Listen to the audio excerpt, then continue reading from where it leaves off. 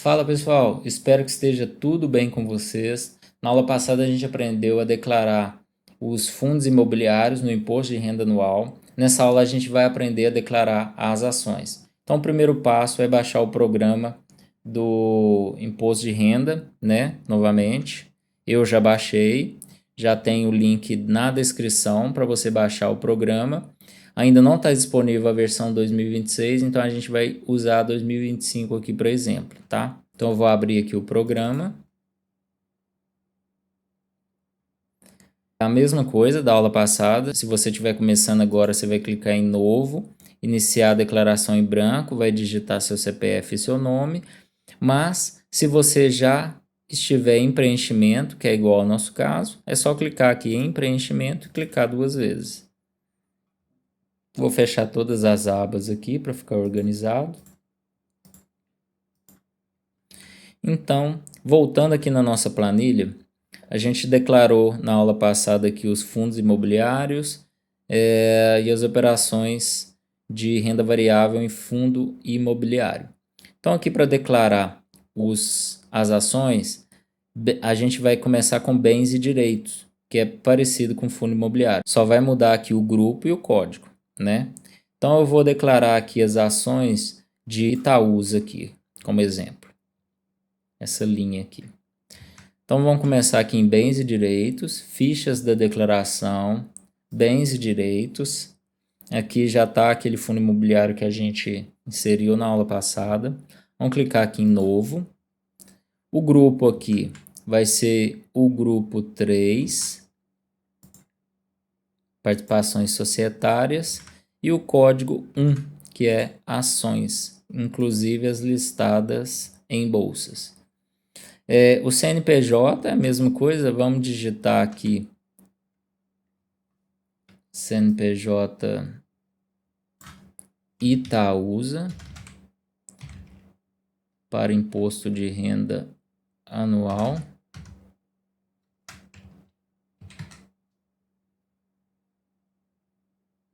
Já apareceu aqui para a gente, eu vou copiar. Vou colar aqui. E a discriminação já vem pronta, né?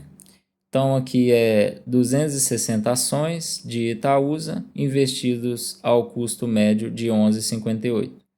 Então se você não viu a aula anterior de fundo imobiliário, veja que eu vou te mostrar por que chegamos nesse valor aqui de 260 e 11,58. Eu mostro aqui na nossa planilha, lá no banco de dados, por que chegou neste valor, tá? E se você fosse fazer sem uma planilha, você conseguiria baixar essa posição aqui na B3 de 260 ações, mas o preço médio não tem lá, você tem que fazer o cálculo. E se você tiver só operações de compra, o preço médio é tranquilo. Você vai fazer, vai somar a quantidade de compra, né? E o valor total de quantidade vezes o valor adquirido, divide tudo pela quantidade de ação, você vai ter o preço médio. Mas se você tiver venda, desdobramento, agrupamento, bonificação, então fica mais complicado um pouco o preço médio aqui no dia 31/2/2025. Então eu sugiro você ter um programa ou uma planilha igual a nossa aqui. Se você quiser adquirir a nossa planilha, eu vou deixar o link aqui na descrição, né? Ela se resume na aba aqui input de dados, que a gente lança todos os dados aqui. A gente consegue importar os dados diretamente da B3, anual ou todo o período que você tiver de investimento, né? Aí ele já cria esses dashboards aqui, que são automáticos só para a análise de carteira, né? Balanceamento, evolução, metas, resumo, carteira, apuração mensal e a nossa declaração anual aqui, né? Se eu clicar aqui em input de dados, eu vou filtrar aqui 2025, todas as operações, Itaúsa.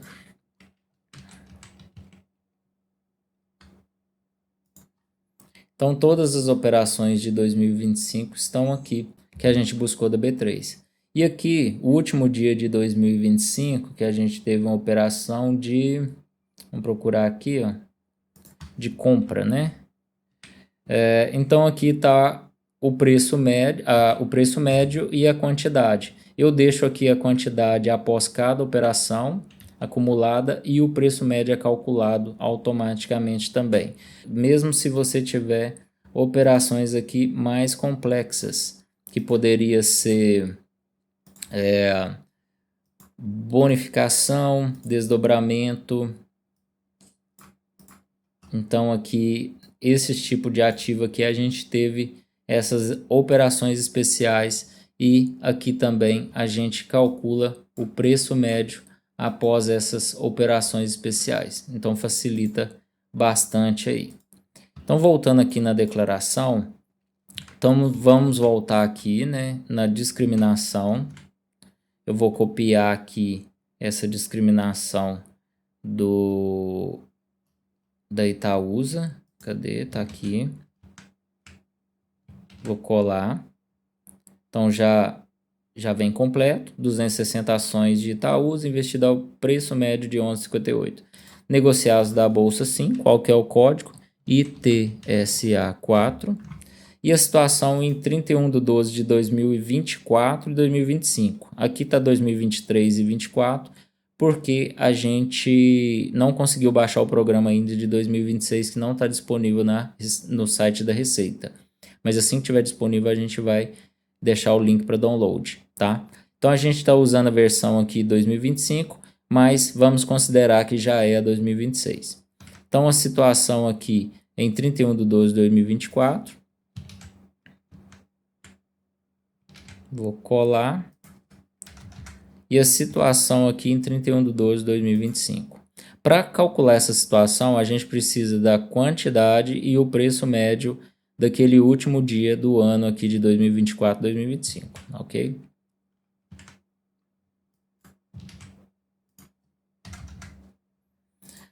Aí aqui a gente precisa informar os rendimentos isentos e rendimento exclusivo. Então aqui a gente tem rendimento isento e exclusivo, que foram os juros sobre capital próprio. Então vou copiar aqui os isentos.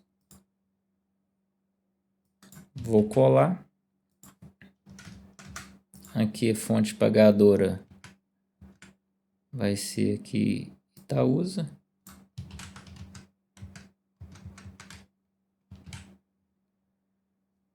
Ok. Vou voltar aqui em bens e direitos.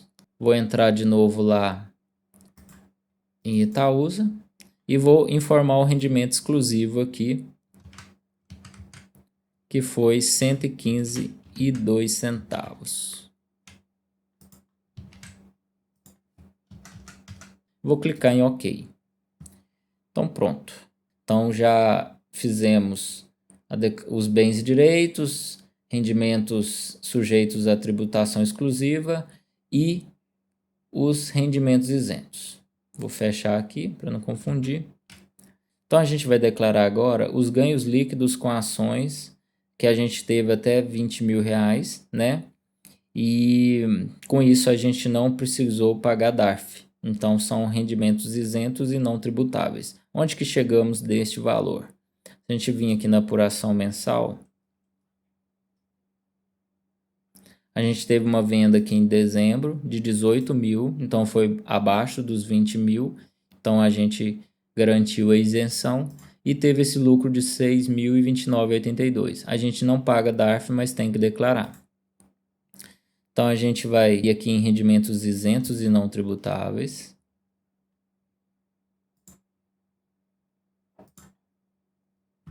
Vou clicar em novo e vou no código aqui, no código 20, que seria ganhos líquidos em operações até 20 mil. Então aqui eu vou colocar o valor de 6.029,82. E dá OK. Então aqui a gente já declarou bens e direitos, rendimentos isentos. Aí agora a gente tem que declarar aqui a renda variável, que são operações comum e day trade. Se eu clicar aqui nesse número 2, vai expandir todos os nossos quadros aqui mês a mês igual o do programa do imposto de renda. Vou entrar aqui, vou em renda variável, operações comum e day trade. Então vamos começar aqui em janeiro. Não tivemos nenhum prejuízo, nem operações comum e nem day trade. E aqui a gente teve resultado negativo do mês anterior. Então a gente tem que preencher. Resultado negativo do mês anterior. 1000, vou copiar aqui. Vou colar aqui. Operações comum. E também tivemos em day trade.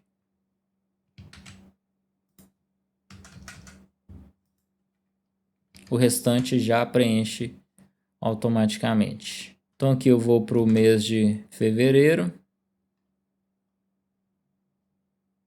Não tivemos. Aí aqui no mês de fevereiro a gente não teve nenhuma operação, nenhum prejuízo, né, em operações comuns e nem day trade. Não preciso lançar o prejuízo, porque ele continuou o mesmo, na medida que a gente vai lançando os próximos prejuízos, ele iria acumulando aqui para a gente, e acumulando aqui também no sistema da Receita Federal. Então é só a gente ver em qual mês que a gente tem prejuízo aqui. Em março não tivemos, abril não, maio não, junho não, julho, agosto, setembro, outubro, novembro e dezembro. Então não tivemos mais prejuízo, somente o acumulado mesmo, que a gente já lançou aqui em janeiro. Eu vou fechar aqui. E da onde que vem esses resultados? Aqui da apuração mensal também.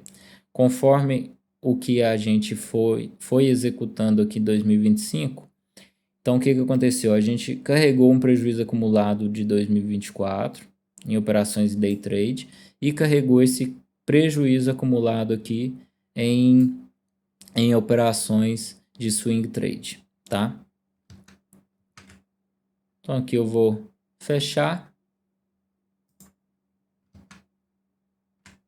Vou voltar aqui no nosso programa e pronto. Finalizamos também a declaração em ações, né?